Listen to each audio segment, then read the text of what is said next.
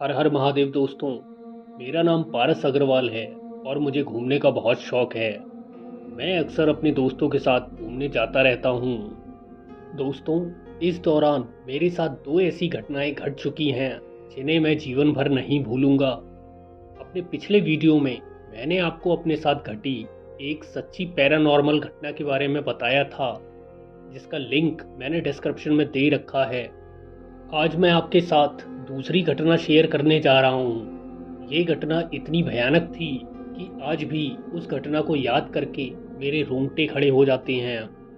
मुझे आज भी उस शैतान की दहाड़ सुनाई देती है और जब कभी बाहर घूमने जाने की बात होती है तो मैं कांप जाता हूँ। ये घटना आज से 2 साल पहले की है। मेरे फ्रेंड्स मुझसे बहुत दिनों से बाहर घूमने को बोल रहे थे। अपनी पिछली कैंपिंग के दौरान मैंने एक बहुत ही डरावना अनुभव किया था, पर अब मैं उस बात को भूल चुका था।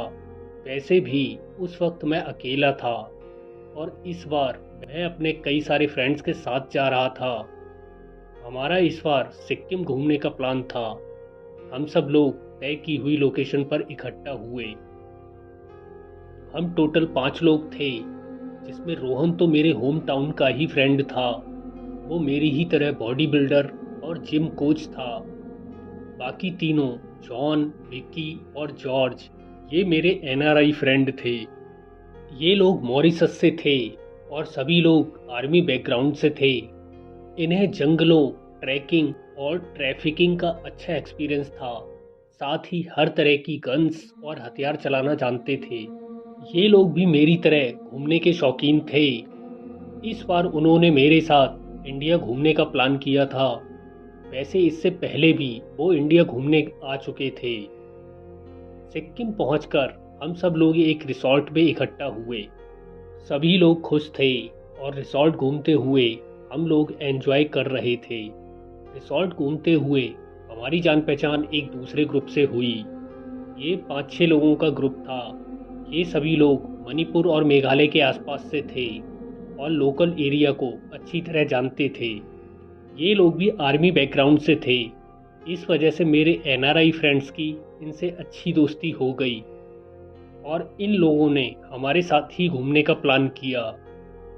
इस रिसोर्ट से कुछ दूर एक घना जंगल पड़ता था।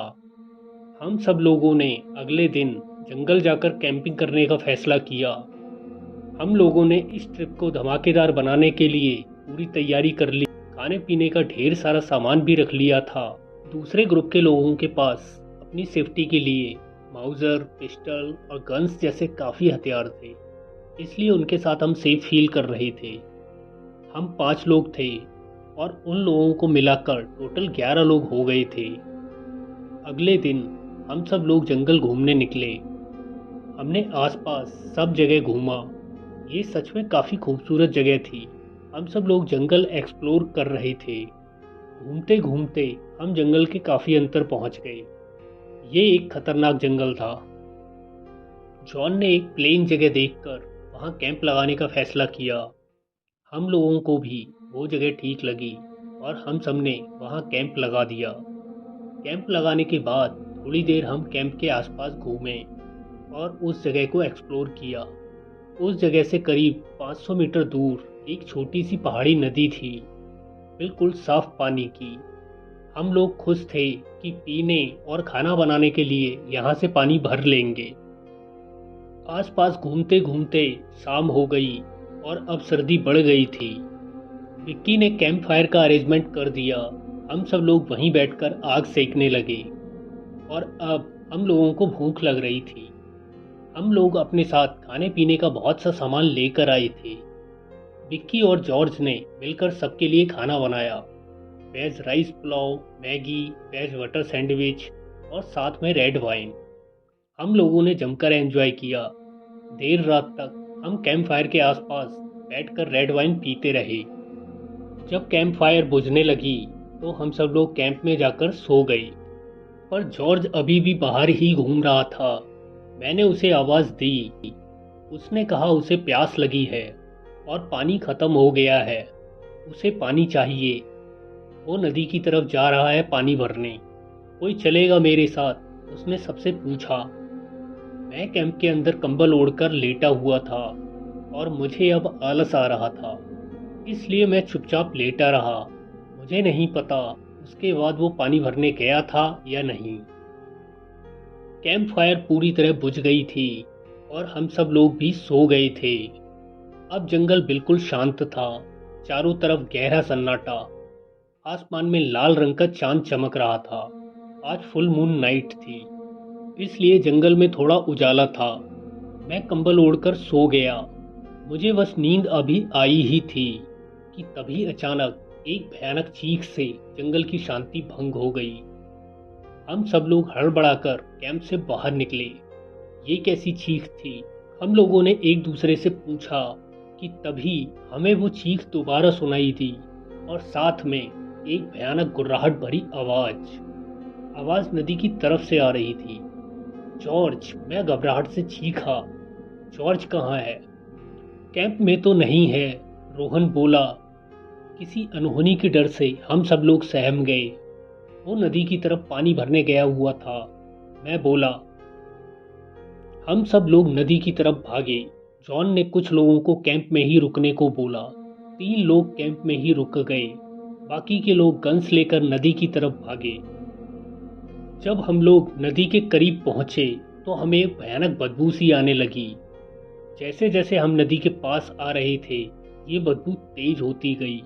बहुत ही तेज बदबू, जैसे कहीं कोई जानवर मर के सड़ गया हो। हम भागकर नदी पर पहुंचे। जब हमने वहां आसपास टॉर्च जलाकर देखा तो पानी से भरी केन जमीन पर पड़ी थी और उसके आसपास कुछ खून भी बिखरा पड़ा था, पर जॉर्ज का वहां कुछ भी अता पता नहीं था। हमने वहां चारों तरफ देखा तो हमें थोड़ी दूर पर झाड़ियों में कुछ हलचल महसूस हुई। हम टॉर्च लेकर उस तरफ भागे और फिर टॉर्च की रोशनी में हम सबकी आंखों ने एक भयानक मंजर देखा। हमने एक हिरन जैसे जीव को देखा जो इंसानों की तरह 2 पैरों पर खड़ा था और जमीन से लगभग 10 फुट लंबा था। इस जीव के 12 सींगा की तरह बहुत बड़े नुकीले सींग थे। ये जीव इस वक्त हमें देख रहा था।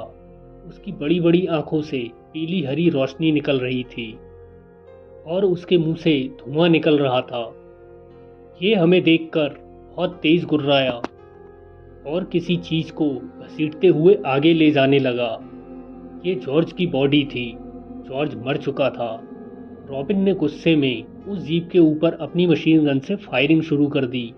गोलियां लगते ही वो जीव दर्द से छटपटा उठा और चीखते हुए तेजी से वहां से भाग गया। हम दौड़कर जॉर्ज तक पहुंचे। जॉर्ज की बॉडी बहुत बुरी हालत में थी। उसका एक हाथ और एक पैर गायब था। हम सब लोग शॉक्ड थे। जैसे तैसे हम लोग जॉर्ज की बॉडी वहां से लेकर वापस कैंप की तरफ जाने लगे। वहां से निकलकर अभी हम लोग कुछ ही दूर पहुंचे थे कि तभी उस जीव ने अचानक से हम पर हमला कर दिया। हम इस वक्त थोड़े से असावधान थे। उस भयानक जीव ने बहुत ही फुर्ती से हमारे एक साथी को झिंझोड़कर दूर फेंक दिया और एक दूसरे साथी को भी अपने सींग मारकर घायल कर दिया। उस जीव में गजब की ताकत थी। जॉन ने उस पर अंधाधुंध कई फायर कर दिए और एक बार फिर वो तिल मिलाकर वहां से भाग गया। जॉर्ज के साथ साथ हमने अपना एक और साथी खो दिया। साथ ही हमारा एक साथी बुरी तरह घायल था। हम लोग अपने घायल साथी को उठाकर कैंप की तरफ भागे। हमें अब भी उस जानवर की दहाड़ सुनाई दे रही थी। वो हमारे आसपास ही घात लगाए हुए था। ये भयानक जीव क्या था पता नहीं। हम डर के मारे भागे जा रहे थे। हमें डर था कि कहीं ये फिर से हमला ना कर दे। हम अब बस कैंप की तरफ पहुंचने ही वाले थे कि तभी कैंप से बहुत तेज चीखने और गोलियां चलने की आवाज़ सुनाई दी। हमें यहाँ से कैंप दिखाई दे रहा था। कैंप में हाहाकार मचा हुआ था। हम भागते हुए कैंप तक पहुंचे। पूरा कैंप और हमारा सामान बिखरा पड़ा था। जो 3 लोग कैंप पर रुके थे उनमें से 2 साथी जमीन पर मरे पड़े थे और तीसरा साथी घायल हो गया था। भागो यहाँ से, भागो। आखिर क्या चीज़ है ये? आखिर क्या चीज़ है ये? हमारा एक साथी चिल्लाया। ये वेंडिगो है, उस घायल साथी ने हमें बताया। वो यहाँ लोकल से परिचित था और उसने इस जीव के बारे में पहले सुन रखा था। वेंडिगो, मैंने चौंक कर पूछा। हाँ वेंडिगो, एक दरिंदा, उन्हीं शापित शैतान। इस शापित शैतान के बारे में मैंने सुना तो था, पर मुझे लगा ये बस किस्सा कहानी है। तुरंत भाग चलो यहाँ से, वरना ये शैतान किसी को जिंदा नहीं छोड़ेगा। हम सारा सामान वैसे का वैसा छोड़कर तुरंत वहाँ से भाग गए। बस हमारे पास जितने हथियार थे वो सब हमने अपने साथ ले लिए। हम जान बचाकर जंगल में भागे जा रहे थे। हमें उस शैतान की गुर्राहट अब भी सुनाई दे रही थी। और आखिर उस शैतान ने एक बार फिर हमला कर दिया। भागते हुए हमारा एक साथी पीछे छूट गया था। शैतान उसे एक झटके से खींचकर झाड़ियों में ले गया। भागते हुए आगे जाकर हम सब लोग रुक गए। हम लोगों ने एक दूसरे की तरफ पीठ करके घेरा बनाया और अपनी अपनी गन्स लेकर पोजीशन ले ली। हमें अब बस शैतान का इंतजार था।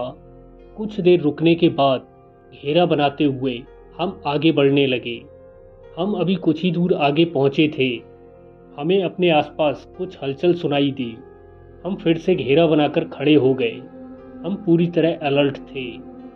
और फिर अचानक से मुझे वो हिरन जैसा शैतान अपने सामने दिखाई दिया। 12 सींगा जैसे नुकीले सींग और हरी पीली आंखों वाला शैतान गुर्राते हुए मेरी तरफ लपका। उसके मुंह से धुआं निकल रहा था। अब इससे पहले कि वो मेरा काम तमाम कर देता, जॉन ने अपनी हैवी गन से उस पर फायर कर दिया। फायर जबरदस्त था और सीधा उसके सीने पर जाकर लगा। वो झटके से पीछे छिटक कर गिरा और उसके मुंह से भयानक चीख निकली। टारगेट हमारे सामने था। जॉन ने उस पर एक के बाद एक कई फायर कर दिए। बाकी सबने भी उस पर अंधाधुंध गोलियां बरसा दी।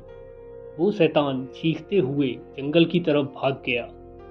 ऊपर आसमान में लाल चांद चमक रहा था और नीचे जंगल में हम सब लोग भागे जा रहे थे।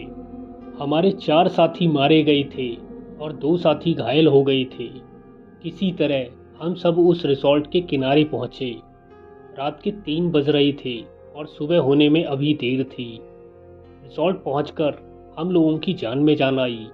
स्टाफ ने पुलिस स्टेशन और एम्बुलेंस दोनों जगह फ़ोन कर दिया। एम्बुलेंस आई और घायलों को लेकर हॉस्पिटल चली गई। पुलिस ने आकर हमसे पूरी घटना के बारे में पूछा। हमने उन्हें सब कुछ बताया, पर उन्हें हमारी बातों पर भरोसा ही नहीं हो रहा था।